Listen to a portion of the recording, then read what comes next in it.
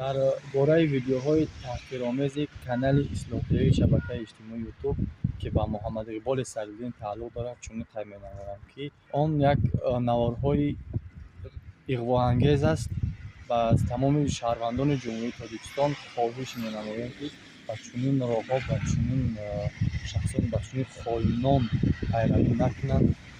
Ва мақсади асосии ин иғвоангези миллат Муҳаммад Иқболи Садриддин, яъне дар байни миллати тоҷик як нотинҷӣ, як ғавғо, шӯру ғавғо андохтан аст.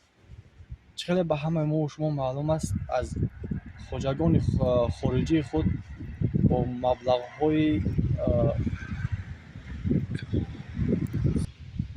бо маблағҳои калоне гирифтааш ватани худро фурӯхта байни миллати тоҷик иғвову дасисаҳо меафканад.